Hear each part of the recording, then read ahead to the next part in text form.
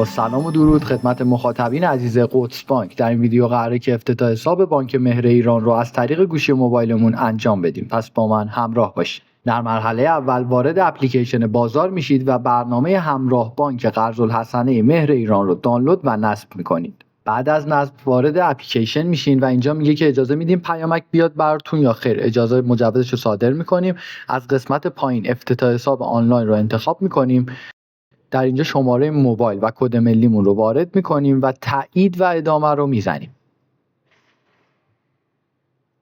اینجا درخواست دسترسی میخواد از ما. درخواست دسترسیش رو مجوزش رو بهش میدیم، اجازه دادن رو میدیم که کدی که برام پیامک میشه خودکار اینجا وارد شه. کد که وارد شد اینجا رمزمون رو انتخاب میکنیم، مجدد تکرار میکنیم رمزمون رو و ثبت رمز رو میزنیم. از اینجا مجددا گزینه افتتاح حساب رو انتخاب میکنیم. در اینجا شرایط و قوانین تیکش رو میزنیم و تایید رو میزنیم. اینجا اول عکس کارت ملیمون رو میخواد، روی اون به علاوه کلیک میکنیم، انتخاب دوربین رو میزنیم و مجوز رو بهش میدیم. عکس کارت ملیمون رو میگیریم، تیک رو میزنیم و اینجا تایید رو میزنیم و عکس کارت ملیمون بارگذاری میشه. در اینجا تاریخ تولد و کد پشت کارت ملیمون، کد رهگیری که پشت کارت ملیمون هست رو وارد میکنیم. توجه کنید که حروف رو بزرگ وارد کنیم. اگر هم که کارت ملی جدید ندارین، سریال کد رهگیری رسیدتون رو وارد کنید. اینجا عکس امضامون رو میخواد، روی به علاوه میزنیم، انتخاب باز کردن دوربین رو میزنیم، عکس امضامون رو میگیریم و تایید رو میزنیم. میایم انتهای صفحه، ارسال مدارک رو میزنیم.